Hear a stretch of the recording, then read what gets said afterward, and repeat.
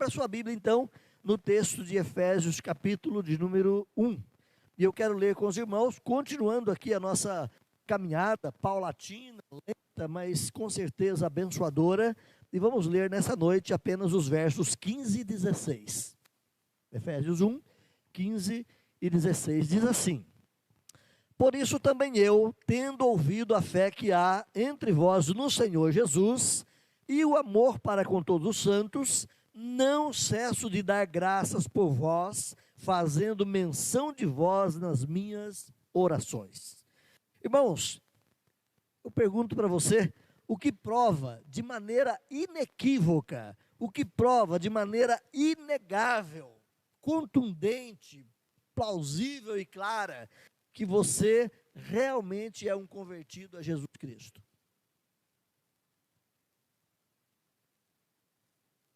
Qual é a sua garantia? Qual é a prova de que você verdadeiramente é convertido a Cristo? Se nós soltarmos o microfone para rodar aí, certamente vamos ter muitas respostas, muitas alternativas que podem ser, sim, respostas plausíveis e claras a respeito da nossa conversão. Mas gostaria que você guardasse, enquanto você pensa, essa pergunta: o que prova que você verdadeiramente é convertido a Cristo Jesus? E eu quero voltar com você um pouquinho na história de Paulo. Já havia transcorrido cerca de 5 anos que Paulo não via essa igreja.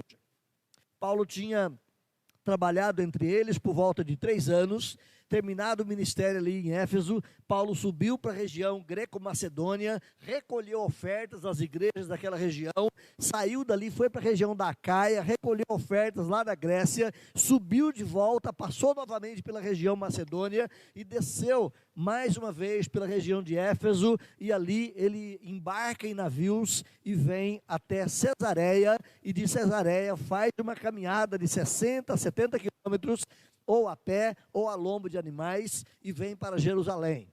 Em Jerusalém, Paulo é preso. E nessa situação de Paulo preso ali, um tempo depois, ele é levado para a fortaleza de Antônia, e da fortaleza de Antônia ele é levado para Cesareia, de volta, porque em Cesareia é que morava o governador Félix. E ele deveria ser então ouvido e julgado pelo governador, e ele fica ali durante 2 anos, porque Félix, ele era um indivíduo nojento, era um indivíduo horrível, e Festo queria, além das barbáries que ele já fazia com o povo, ele queria tirar dinheiro de Paulo. Se você se lembra bem, Paulo não era um pobretão, Zé Ninguém. Paulo era de uma família abastada, uma família rica. Ele tinha aberto mão da sua riqueza, dos seus dinheiros, dos seus valores, quem sabe transferido coisas para sua irmã que morava em Jerusalém. Ele não queria mais ter as coisas dessa terra, porque ele entregara a sua vida plenamente a serviço do Senhor. E Festo, quem sabe, Festo é um outro que vem na frente, mas Félix, querendo tirar proveito, ele quer explorar Paulo, ele mantém Paulo preso durante 2 anos ali, no intuito de Paulo abrir mão uma certa hora e pagar para ele uma propina. E Paulo não faz isso, pelo contrário, chega um momento que Paulo apela: eu quero ser julgado por César, já que vocês não resolvem o meu problema, eu quero ser julgado por César, eu apelo que eu vá para César. Então ele é mandado para Roma. Uma viagem tremendamente difícil, vocês vão ler depois lá nos capítulos 27 e 28 de Atos. Numa viagem tremendamente complicada, ele chega a Roma, e ali em Roma ele também permanece preso durante 2 anos, esperando um julgamento. Então, 1 ano depois que ele saíra de Éfeso, ele sobe para aquela região toda, volta e chega em Jerusalém. 2 anos em Cesareia, 2 anos em Roma. Tinha pelo menos 5 anos que ele não via esses irmãos, e dessa prisão de Roma é que Paulo escreve então essa carta para a igreja de Éfeso, trazendo fortalecimento, amparo, ajuda, consolo, mas é uma carta de profundidade, de riqueza, que também é compartilhada conosco. Nós vamos falar nessa noite então sobre esse tema: provas inequívocas da profissão de fé cristã. Ou seja, são coisas que acontecem inequivocamente. Todo cristão esboça essas 3 alternativas, essas 3 provas realmente que é um convertido? Primeira prova, ele tem uma fé que se propaga. Tem um dos cânticos do grupo Logos, se você se lembra bem, lá na voz do Paulo César, ele canta num dos seus cânticos dizendo que é impossível você esconder um homem ou uma mulher que realmente conheceu Jesus. Não dá para esconder. Essa pessoa não vai ficar de boca fechada a vida toda. Essa pessoa não vai ficar oculta a vida toda. Em algum momento, tendo oportunidade, ela vai dar provas de que ela ama Cristo. Ela vai dizer que realmente ela é uma pessoa convertida ao Senhor Jesus Cristo. Essa pessoa vai abrir a boca e vai se entregar publicamente dizendo: eu creio em Jesus. A fé cristã não é uma fé implícita. O que é uma fé implícita? É aquela fé que você tem só para você. É aquela fé que não te leva para a igreja. Tem muito presbiteriano hoje querendo viver uma fé implícita, né? Tem muito cristão hoje querendo viver uma vida escondida e velada. Mas a verdadeira fé é uma fé explícita. É uma fé que se propaga, é uma fé que é comunicada, é uma fé que é esboçada, é uma fé que é demonstrada por palavras e demonstrada por vida. Então, a prova número 1 que você tem, que você realmente é um convertido, é que a sua fé é viva. A sua fé é verdadeira, a sua fé te leva a falar do Evangelho, a sua fé te leva a deixar os outros saber que você é um crente, a sua fé te leva a viver de fato os princípios do Evangelho. Então, Paulo escreve, meus irmãos, aos crentes de Éfeso, para que eles expandam a visão do fato de que eles são participantes de toda sorte de bênção, olha aí no versículo 3, de toda sorte de bênção, dada por Deus Pai em Cristo Jesus àqueles que Deus escolheu antes da fundação do mundo. Terminado então o grande parágrafo que nós expusemos até o último domingo passado, que vai do verso 3 até o versículo 14, Paulo inicia com um elemento de transição. Olhe o versículo 15, como é que começa aí na sua Bíblia? Quais são as primeiras palavras que tem na sua Bíblia, no versículo 15? Por isso. Se você vai para uma outra Bíblia, talvez tenha lá, portanto. Né? É um elemento de transição. Já que eu disse isso, por isso, e Paulo continua então agora numa conclusão, entrando num assunto novo, mas relacionado com o anterior, uma ênfase conclusiva. Essa conjunção que Paulo usa aqui, é essa conjunção conclusiva e que faz justamente a ligação do parágrafo anterior com esse novo parágrafo que ele inicia. O dicionário Caldas Aulete, se você vai para o Google da vida, ou se você tem na sua casa um bom dicionário, o Caldas Aulete vai dizer que por isso, ou portanto, é uma palavra usada para introduzir a oração que contém conclusão retirada a partir das razões ou das informações expostas na oração interior. Né? Então, Paulo está agora trazendo conclusões a partir do que ele disse. O que ele disse? Que toda sorte de bênção tem sido derramada sobre aqueles que creem em Cristo Jesus. O que mais que Paulo disse? Que esses que creem em Cristo Jesus foram eleitos por Deus antes da fundação do mundo. Que esses que creem em Cristo Jesus foram separados por Deus para serem adotados como filhos amados. O que mais que Paulo disse? Ele disse que esses que Deus predestinou, ele também os redimiu mediante o sangue de Cristo ali na cruz. E ele usa como propósito o sangue de Cristo para resgatar não só o elemento, ou o indivíduo, ou a alma do indivíduo, mas para resgatar toda a sua criação, de modo tal que no último tempo, todas as coisas convergirão para a pessoa do Senhor Jesus Cristo, Ele sendo o Senhor de tudo. E tudo isso, Paulo diz, de modo tal que nós seremos para o louvor da sua glória. Paulo continua dizendo, irmãos, diz que nós cremos no Evangelho de Jesus, porque nós o ouvimos, mas fizemos isto pela operação do Espírito Santo, que também operou em nós de tal maneira, nos levou à conversão e nos selou.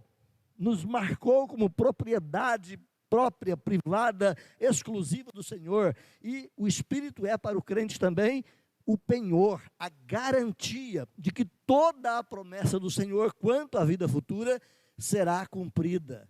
O fato de que o Espírito habita no crente é essa garantia. Então, é em cima dessa argumentação toda que Paulo vai dizer agora, por isso, irmãos, e ele entra nesse novo assunto. Queridos, muitos se dizem cristãos em nossos dias, mas o que pode realmente comprovar que são? Você já tem ouvido, certamente muitas vezes, essa expressão acerca da cristandade ou do evangelicalismo no Brasil. Nós somos, de acordo com alguns, por volta de 50, 40, 50 milhões de evangélicos no Brasil. A qualidade do nosso grupo evangélico no Brasil é péssima. Óbvio que tem muitos bons cristãos, mas em linhas gerais, a qualidade não é boa. São cristãos que pagam propina para o guarda, são cristãos que sonegam impostos, são cristãos que passam cheque sem fundo, são cristãos que falam palavrão no trabalho, são cristãos que batem na mulher, são cristãos que batem desaforadamente nos filhos, são cristãos que não respeitam o seu próximo, são cristãos que vivem um cristianismo péssimo. Onde está a qualidade do nosso cristianismo? O que prova que você realmente é um cristão? Tiago vai dizer que se a sua fé não vier acompanhada de obras, e obras não é cesta básica, obras é todo o princípio de obediência à palavra de Deus. Se a sua fé não vier acompanhada de uma vida de obediência à palavra de Deus, a sua fé é morta. É por isso que esse cristianismo doentio, aos irmãos aos Coríntios, dizendo o seguinte: examinai-vos a vós mesmos se realmente estáis na fé, provai-vos a vós mesmos, ou não conheceis que Cristo está em vocês, se é que vocês já não estão reprovados. Paulo falava duramente com os coríntios, exatamente porque no meio da igreja coríntia existia aqueles irmãos que também viviam uma fé apenas interior, não passava por lá de fora, não era transformada em vida, não era transformada em obras. Então Paulo vai iniciar essa nova sessão aqui, meus irmãos, dando graças a Deus pelos cristãos de Efésios e dizendo para eles: vocês são realmente cristãos. Obviamente que também no meio da igreja de Éfeso poderia haver um ou outro que não fosse verdadeiramente cristão, mas no grosso daquela igreja, Paulo expressava isso para eles: vocês são verdadeiramente cristãos. Como é que Paulo sabia disso? Bom, diferentemente da igreja de Colossenses, que Paulo nunca foi lá, nunca conheceu pessoalmente, a igreja de Éfeso, Paulo fundou, trabalhou como pastor lá durante pelo menos 3 anos, conviveu com aqueles irmãos de uma forma muito próxima, e Paulo podia identificar na vida deles esses traços de uma fé verdadeira. Paulo havia recebido lá na prisão agora, depois de 5 anos, distante desses irmãos, Paulo havia recebido algumas informações sobre esses irmãos e mostrava para eles que eles permaneciam firmes na fé. Eles continuavam aguerridos e agarrados aos ensinos de Jesus. Olha o versículo 15. Por isso também eu, tendo ouvido, eu tenho recebido notícias a respeito de vocês, que vocês têm permanecidos firmes na fé. Vocês estão permanecendo na fé em Cristo Jesus, estão permanecendo na prática do amor para todos os santos. Então Paulo tinha essa comprovação. Então Paulo vai derramar aqui o seu coração nesse agradecimento diante do Senhor pela fé e pelo amor, que eram provas inequívocas de que aqueles irmãos eram realmente crentes ou convertidos a Cristo Jesus. Mesmo fora, distante ou longe deles esse tempo todo, é Paulo que tinha sido o instrumento para a conversão talvez da maioria daquela igreja. Foi através de Paulo que a grande maioria daqueles irmãos conheceram Cristo e se converteram. Mas é possível também que 5 anos depois, outros irmãos foram se convertendo pelo trabalho daqueles que sucederam Paulo. Timóteo, outros irmãos ali daquela comunidade pregaram, anunciaram, comunicaram o evangelho, e havia novos crentes ali que não eram filhos diretamente do cuidado e do trabalho de Paulo, mas que Paulo também ouvia dizer. Imagine você, Paulo preso, recebe um WhatsApp lá na prisão, onde alguém comunica para ele: Paulo, esse mês aqui, mais 5 pessoas vieram para a fé. Amém? Paulo ficava feliz. Passa um tempo mais à frente, Paulo recebe outro comunicado: Paulo, esse mês aqui nós tivemos mais 10 batismos, pessoas que abraçaram a fé em Cristo Jesus. E Paulo estava acompanhando aquela igreja, e ele estava ouvindo dizer acerca daqueles irmãos, ou os que já eram convertidos, ou os que eram novos convertidos, que eles tinham uma fé verdadeira em Cristo Jesus. A declaração acerca da fé, olha aí no versículo 15, da fé que tendes no Senhor Jesus Cristo, esse é o primeiro pilar inequívoco de que você é realmente um convertido a Cristo. Como é que você sabe que você é convertido a Jesus Cristo? Primeiro pilar dessa expressão, dessa profissão de fé é: eu creio. Jesus deu a vida ali naquela cruz em meu lugar. Eu sou um pecador asqueroso, eu sou um pecador horrível, eu sou um cara feio por dentro, mas Jesus morreu por mim, eu creio nisso, não é? Então, a certeza da morte de Jesus no seu lugar. Você nem pensa nos outros, tantos pecadores que existem à sua volta, mas você traz para você: foi por mim que ele morreu, a culpa é minha da morte de Jesus. Então a pessoa pode ser, meus irmãos, uma pessoa que pratique boas obras, que faça tantas coisas boas na sociedade, de repente ele pode ser reconhecido como um bom homem, como uma boa pessoa, mas se ele não tem uma fé verdadeira em Cristo Jesus, ele está perdido.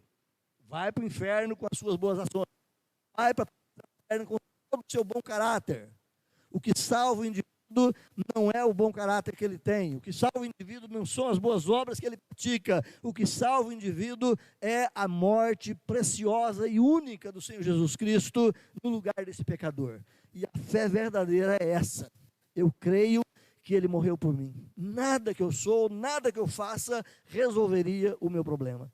Então não importa quão boa, quão gentil pessoa você possa ser, se você não se dobrou ainda diante do fato de que Jesus morreu unicamente por você, a sua salvação está, quem sabe, sendo baseada no que você é, baseada, quem sabe, no que você faz, baseada, quem sabe, na sua gentileza.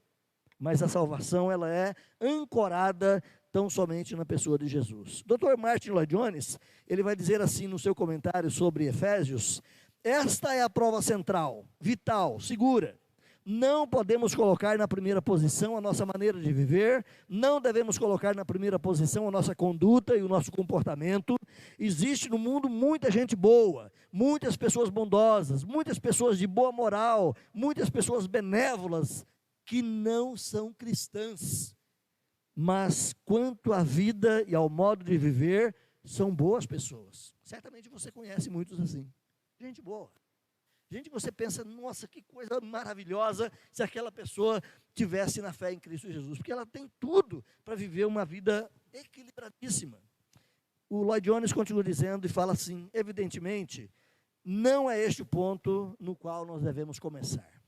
A segurança da nossa salvação não está no fato de que a pessoa é boa, não está no fato de que a pessoa é educada, não está no fato de que a pessoa é gentil, não está no fato de que a pessoa se preocupa com os outros. A segurança da nossa salvação, a certeza da nossa conversão está no fato de que ele reconheceu que ele era o pior dos pecadores. Como Paulo diz a Timóteo, o principal dos pecadores, e foi por mim que Cristo morreu. Então, queridos irmãos, é exatamente aí que se percebe essa ênfase de Paulo: a vossa fé no Senhor Jesus. Olha o versículo 15: eu tenho ouvido da vossa fé no Senhor Jesus. A convicção de vocês acerca da pessoa, acerca da obra redentora em Cristo Jesus. Essa é a prova número 1, essa é a prova cabal, inequívoca, que nos declara cristãos. É o fato de você possuir essa fé, essa confiança única e última, de que não há outro Salvador, de que não há outra alternativa para você, a menos que Cristo tenha de fato pago o seu preço ali na cruz. João 7,38, dá uma corridinha lá. João 7,38, é o Senhor Jesus falando.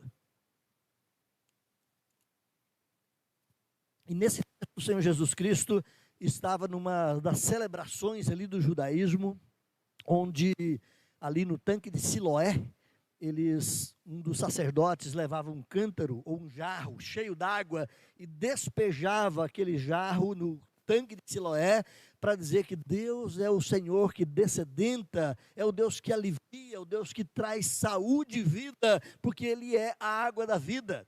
E Jesus então para na beira daquele tanque e fala: vocês estão vendo isso?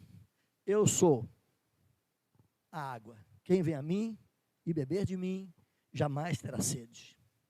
Mas olha só o que ele fala no versículo 38.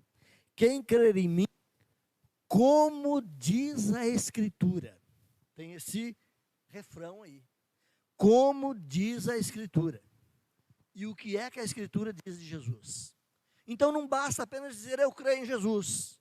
Porque tem muita gente por aí dizendo que crê em Jesus, mas não crê como diz a Escritura, não crê que Ele é Deus, não crê que Ele é a única oferta pelo nosso pecado, não crê que Ele é o Filho amado de Deus que entregou a vida porque você é um pecador terrível.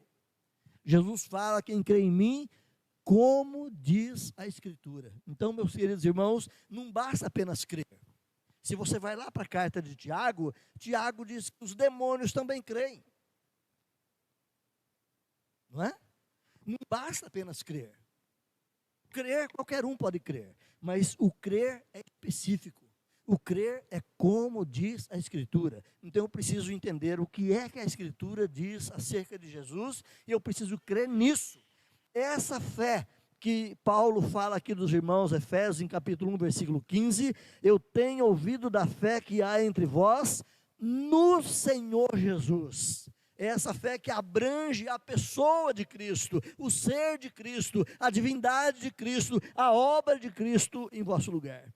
Então eu preciso crer em Cristo, como diz a Escritura, e assim esse ato de crer se submete então aos valores e às verdades contidas na palavra de Deus. Ninguém pode crer por conta própria, ninguém pode crer do jeito que quer, ninguém pode crer acrescentando ou tirando coisas do Evangelho. É preciso crer como diz a Escritura. Eu volto numa citação do Dr. Martin Lloyd Jones, quando ele diz assim: o cristão é alguém cuja vida, em cuja perspectiva global, o Senhor Jesus Cristo ocupa o lugar central. Ele vê tudo em Cristo, começa com Ele, termina com Ele. Jesus veio a ser o fator controlador em toda parte. O cristão é alguém que vê e acha tudo em seu Senhor, em seu Salvador Jesus Cristo. Não há nada que possa me trazer segurança, que possa me trazer salvação. Não há nada que possa me trazer satisfação na vida que esteja fora da pessoa de Jesus. Tudo está ligado a Cristo. Você tem uma fé assim? A sua fé é exclusiva na pessoa de Jesus Cristo, sem reservas, declarada realmente em Cristo, unicamente, e que se propaga também para os outros. Você compartilha isso com outras pessoas, a ponto de outros, naturalmente, sem muita forçação de barra, saber que você é um cristão comprometido com Jesus. Essa é a prova número 1. Você tem uma fé assim em Cristo, uma fé que se propaga. Se essa é a sua fé, a sua confiança e a sua segurança em Jesus, essa é uma prova de que você realmente é convertido a Cristo. Essa é uma profissão, uma declaração pública da sua fé. Prova número 2, um amor que se irradia. Com fé e obras é que Paulo trabalha. Nem só fé e nem só obras. Quando Martim Lutero compreende os pilares da salvação, ele abre o seu coração, se entrega realmente a Cristo, lá nos idos de 1516, por volta daquela época. Então, compreende que só Jesus Cristo mesmo o seu Salvador. E ele era um leitor, ele era um teólogo, ele era um professor de grego, de hebraico, de professor de teologia ali na Alemanha, e ele começa então a focalizar todo o seu ensino apenas naquilo que a Escritura apresentava como forma de salvação, e ele vai entender que a salvação é pela fé, não pelas obras. E quando Martim Lutero continua lendo, estudando a Escritura, ele encontra na carta de Tiago, dizendo o seguinte: se você não tiver obras, a tua fé não vale nada. Então, a obra é extremamente importante. E ele entra em choque. Alguns vão dizer que Lutero chegou mesmo a retirar o livro de Tiago da conta de um livro inspirado, porque ele valorizava muito as obras. Um tempo mais à frente, ele vai compreender o equilíbrio e traz de volta esse livro na sua aceitação como um livro inspirado. Mas o que nós queremos colocar aqui, meus irmãos, que fé e obras são duas realidades de uma mesma vida convertida. É impossível um verdadeiro cristão dizer que tem a fé verdadeira em Cristo Jesus, mas não tem obras. O que são obras? De novo, obras não são apenas cesta básica que você dá na rua. Não é apenas um socorro material que você dá para alguém.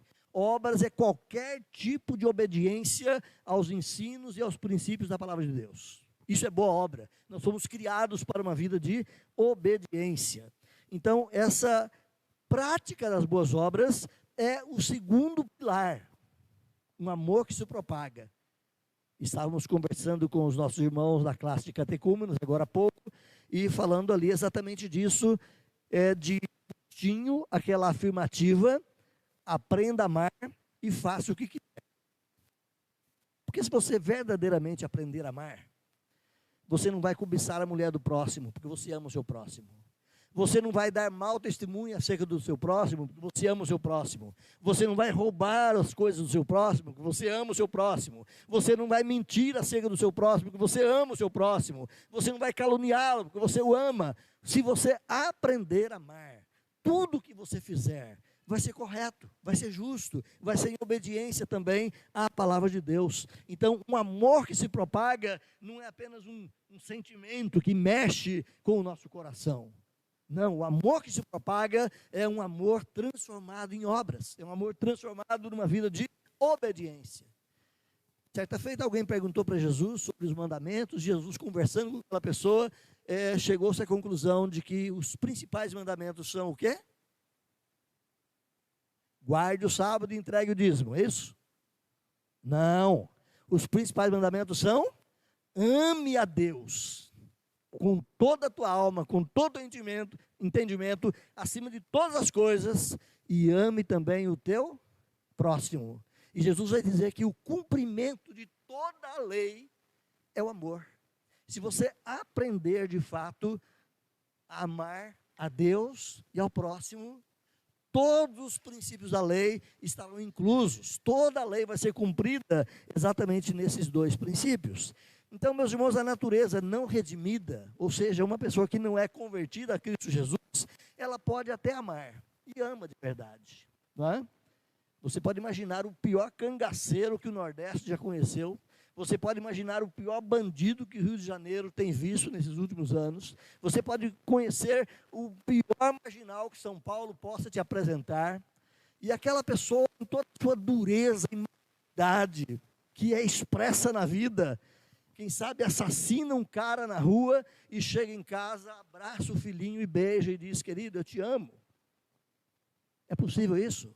Sim, é possível. Ele realmente ama. Ele tem o amor no coração dele. Porque todo ser humano é dotado de imagem e semelhança de Deus. E Deus é amor, portanto o ser humano tem a possibilidade de amar. É um amor defeituoso, um amor anômalo, um amor doentio, mas é amor, não é?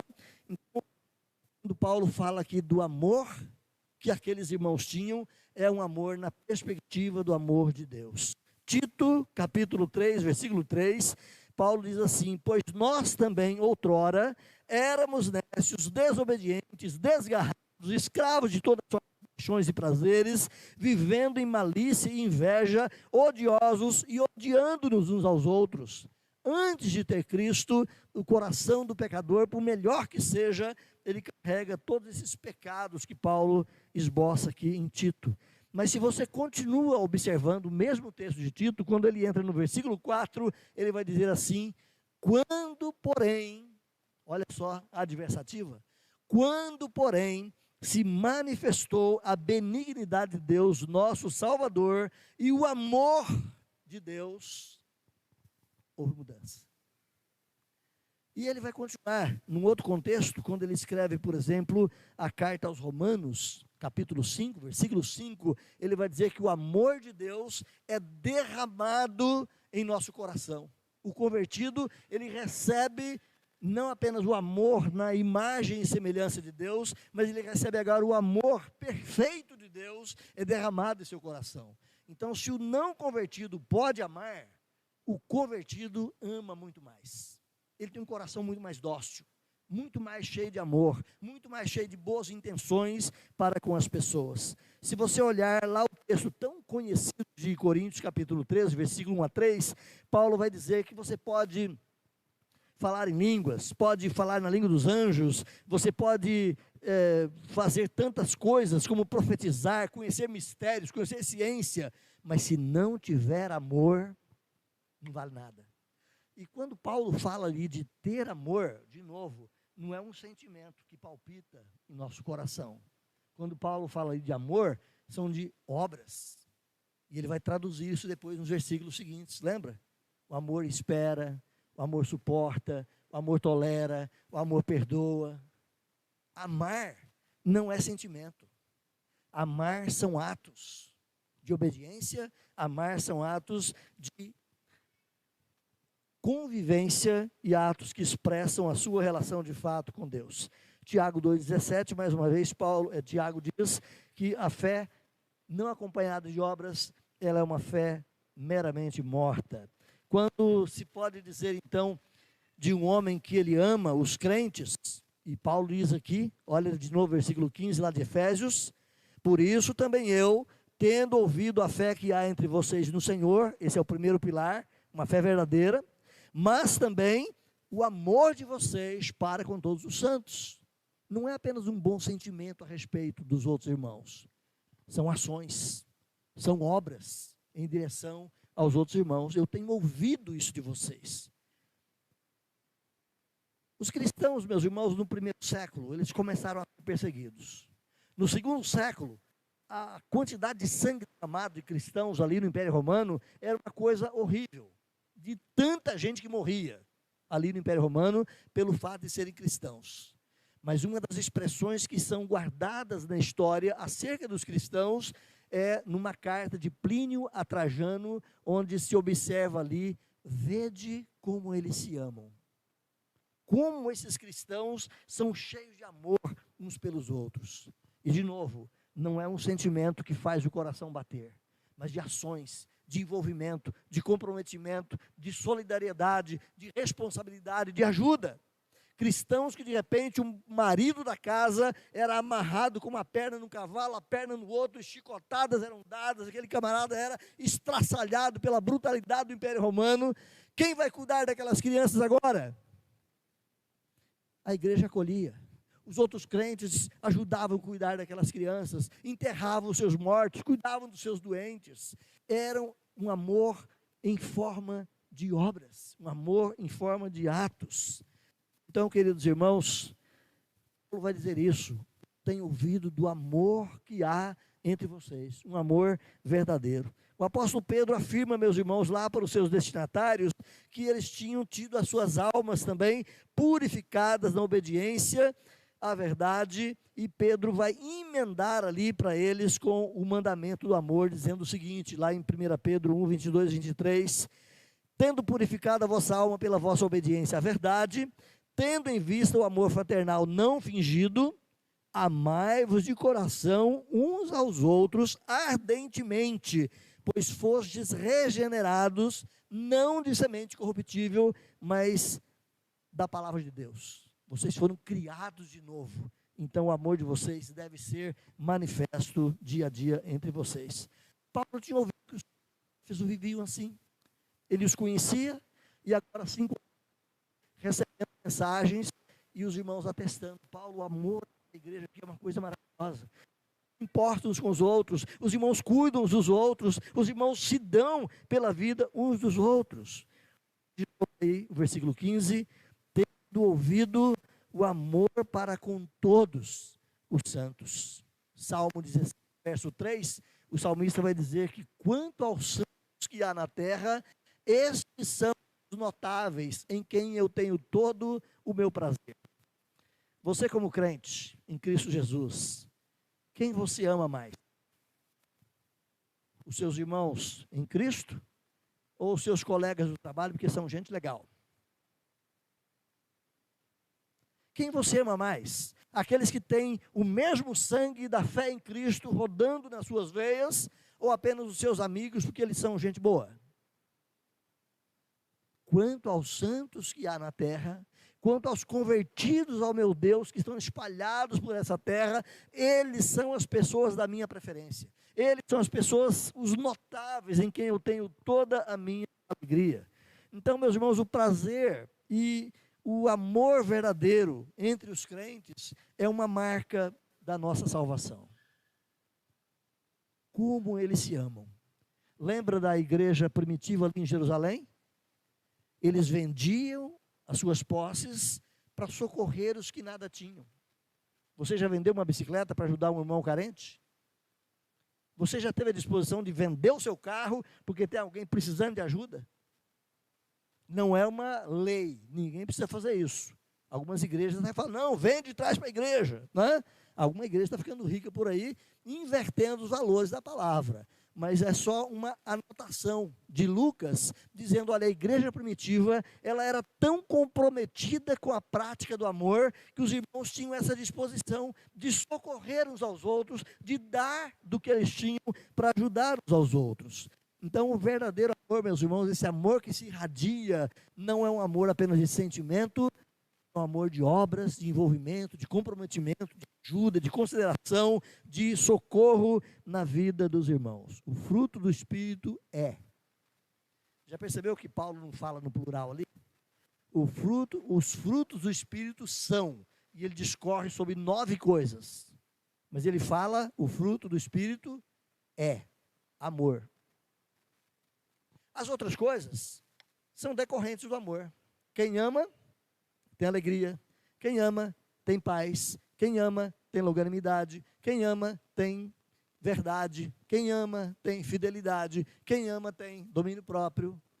Todos os outros elementos do fruto são decorrentes do amor. Então alguém vai interpretar dizendo que o fruto do Espírito é amor. E as outras coisas acontecem consequentemente pelo fato de haver amor. Os crentes, meus irmãos, eles pertencem ao mesmo Deus, pertencem ao mesmo Pai, pertencem à mesma família. Vamos para o mesmo lar. Ontem eu estava conversando com um amigo, já de uns 4 ou 5 anos que eu me relaciono com ele, e nunca vi o rosto dele, a não ser pela internet. Mas é um amigo precioso. É um irmão que foi para uma das igrejas presbiterianas no entorno de Campinas, vindo de uma igreja completamente absurda. E ele se interessou pela fé reformada. Eu tenho acompanhado esse irmão e ele se encantou numa conversa que tivemos ontem. Eu falei, meu irmão, nós estamos na mesma estrada. Só você está num lugar, eu estou no outro, um dia a gente vai se encontrar. Não sei se aqui nessa terra ou se lá na eternidade, mas nós estamos indo na caminhada para a mesma cidade. Cremos no mesmo Redentor, estamos indo para a casa do mesmo Pai.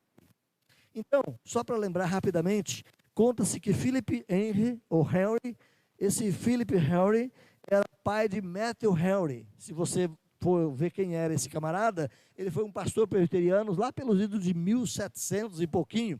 Ele nasceu em 1714 e morreu em 1783.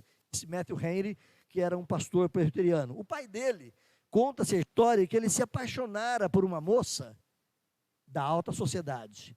E ele não era tão alto assim, em termos sociais. E ele, apaixonado pela moça, a moça também se encantou com ele, e os pais da moça chamam ela de lado e falam, minha filha, quem é esse Philip Henry?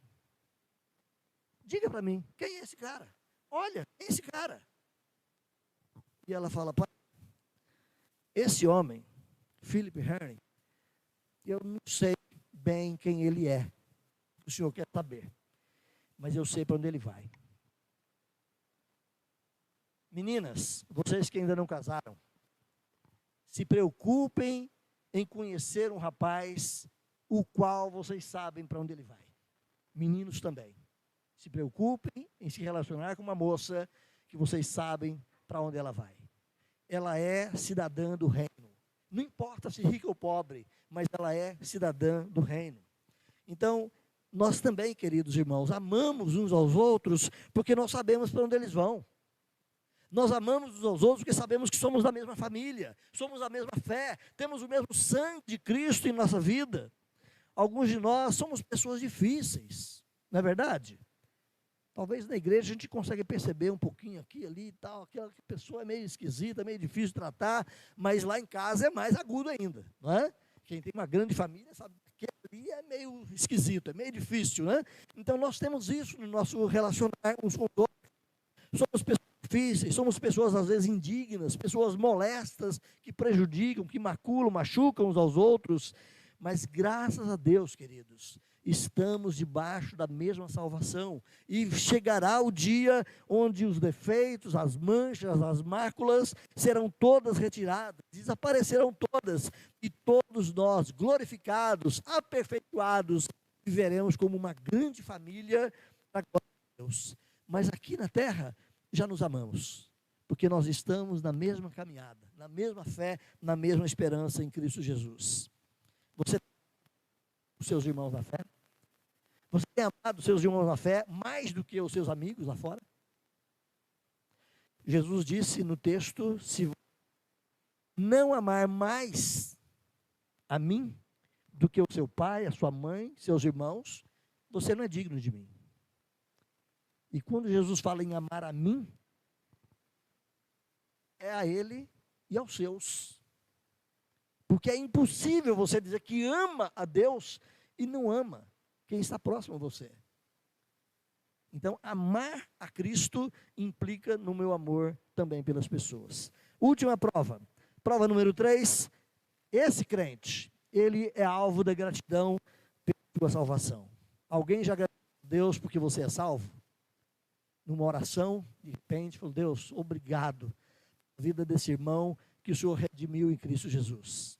Senhor, obrigado porque eu tenho fé e tenho certeza pelo comportamento, pela vida, pela dedicação desse irmão ao Senhor e à fé em Cristo. Eu creio que realmente ele é um salvo em Jesus. Eu me alegro no Senhor pela salvação desse irmão. É isso que Paulo está dizendo aqui na continuidade, agora no versículo 16, olha aí. Não cesso de dar graças por vós, fazendo menção de vós nas minhas orações. Paulo não estava agradecendo aqui pelos habitantes de Éfeso. Paulo estava agradecendo por quem? Pelos crentes em Cristo. Ele estava dando graças a Deus, porque aqueles ali que ele tinha recebido notícias, eram pessoas que realmente eram convertidas. Então, com alegria indizível, o coração do crente é tomado, sempre que ele conhece outro irmão. Percebeu isso?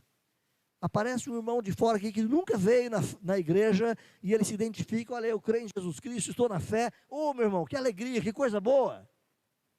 Você nunca viu aquela pessoa, mas a fé se identifica. A comunhão contagia, e você percebe pelo Espírito presente naquela pessoa que ele de fato é crente em Cristo Jesus. Então essa oração de Paulo, meus irmãos, aqui é por esses irmãos que comungam da mesma fé, que expressam o mesmo amor, que desenvolvem a mesma vivência em Cristo Jesus. João Calvino, grande reformador do século XVI, ele dizia o seguinte, que era indispensável que os efésios entendessem que haviam ingressado no caminho certo, para que não se desviassem em direção alguma uma nova doutrina. E, no entanto, também eles deveriam saber que teriam de prosseguir, pois nada é mais arriscado do que fartar-se de bênçãos espirituais. Achar que está recebendo tanta bênção e não caminhar em Cristo Jesus. Mas aqueles que realmente são convertidos a Cristo, a vida manifesta. Não precisa andar com carteirinha. Uma vez, uma pessoa falou para mim: pastor, por que na nossa igreja presbiteriana não tem carteirinha de membro? Porque tem algumas igrejas que tem, né? O crente vai viajar aqui para lá e leva uma carteirinha de membro. Então ele apresenta lá em tal lugar, dizendo que ele é membro e tal. E não há problema nisso também, né? Mas não há necessidade. Porque o verdadeiro crente, a vida dele é testemunha. O verdadeiro crente, as palavras dele são fiéis. O comportamento dele é honesto. A alegria no Senhor transborda. E onde quer que esse crente vá, ele manifesta que ele realmente crê em Cristo. Então Paulo, queridos, ele sentia-se feliz aqui por ver a operação da graça de Deus naqueles irmãos de Éfeso. E ele dava graças a Deus porque eles estavam em Cristo Jesus. Olha o versículo 16 de novo. Não cesso de dar graças por vós. Alguns Paulo tinha ajudado na conversão. Outros Paulo talvez nunca tinha nem visto. Mas ele dizia: dou graças a Deus, porque vocês foram alcançados em Cristo Jesus. Eu faço menção de vós. A palavra mineia é a palavra grega aqui para menção, é traduzida na nossa Bíblia aqui como menção, ela significa lembrança ou memória acerca de vocês. Champlin vai dizer o seguinte: isso significa que Paulo proferia palavras de oração que continham pedidos específicos por aqueles irmãos, e trata-se então aqui de uma grande gentileza de orar por aqueles irmãos, mas ao mesmo tempo também trata-se de um dever de orar por aqueles irmãos. Meu querido irmão, irmã, você tem orado pelos irmãos que você tem conhecido em Cristo? Você tem lembrado de um irmão novo, de uma irmã nova, de alguém que você conheceu, que tem essa fé vibrante em Cristo, e tem orado ao Senhor em gratidão, porque mais um remido entrou no céu, porque mais um alcançado foi pela graça de Deus, porque mais uma ovelha perdida foi buscada pelo bom pastor? Nós temos que ter, irmãos, essa gratidão, essa alegria. E os verdadeiros convertidos, eles são alvos de gratidão. Pessoas oram por eles, ou a favor deles, em gratidão ao Senhor. Francis Foulkes é um outro comentarista cristão, ele vai dizer assim: a fé que esses irmãos possuíam era evidente, não apenas inteiramente em suas vidas espirituais, mas também nos seus relacionamentos com todos os seus companheiros cristãos. De novo, se você vai para uma outra igreja, para um outro lugar, para uma outra cidade, não precisa levar carteirinha de membro. O seu testemunho, a sua alegria em Cristo, a sua confiança na palavra, o seu relacionamento aberto para os outros irmãos é a demonstração. Parece que um dia alguém levantou essa questão com Paulo. Paulo, carta de recomendação. E aí, a gente vai para lugar, para lá e para cá, como é que fica? Lembra de Coríntios capítulo 3, versículos primeiros ali? Na segunda carta, Paulo diz o seguinte: não precisa, gente. Vocês é que são a carta, escrita, não no papel e tinta, mas escrita no coração, não com tinta e pena, mas escrita pelo sangue de Cristo, escrita pela operação do Espírito Santo em vocês. Vocês são a carta viva, onde quer que o crente vá, ali é uma Bíblia aberta. Eu conheci um presbítero, bem velhinho, já faleceu, e ele dizia isso: o crente é a Bíblia do mundo. O mundo talvez não vai pegar a Bíblia para ler, via de regra, mas ele olha na vida do crente e sabe o que a Bíblia diz. Ele olha no comportamento do crente e sabe o que é que o Senhor Jesus diz a ele. Então, é a Deus que nós devemos essa gratidão pelos irmãos que são salvos. E os irmãos que são salvos são alvos da nossa oração. Eu sei que eu sou alvo da oração de muitos irmãos. Às vezes a igreja ora mais pelo pastor do que pelos outros. Mas não podemos fazer assim. O pastor precisa de oração, mas cada um dos irmãos também. Você sabe o nome dos irmãos da sua igreja? Se não sabe, está na hora de saber. Né? Nós precisamos orar uns pelos outros, precisamos nos envolver uns com os outros e termos alegria pela vida e salvação uns dos outros. Então, uma alegria diferente, enche o coração de qualquer verdadeiro crente quando ele conhece um outro verdadeiro crente. Existe uma identidade, existe uma aproximação espiritual, sobrenatural, entre dois cristãos que realmente se conhecem. Termino aqui. Essas provas inequívocas que eu dei aqui, você lembra delas? Qual é a primeira? A fé em Cristo Jesus. O amor verdadeiro, que se transforma em tantas obras na direção de uns dos outros, e o testemunho, a alegria que a igreja tem de conhecer uns aos outros, de orar uns pelos outros como convertidos a Cristo Jesus. Isso demonstra que você é um crente verdadeiro.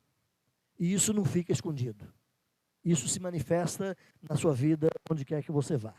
Então, que Deus te abençoe e que essas condições, essas provas inequívocas de que você é salvo em Cristo Jesus, de fato te acompanhem. E que pessoas lá fora conheçam de Cristo através da sua vida.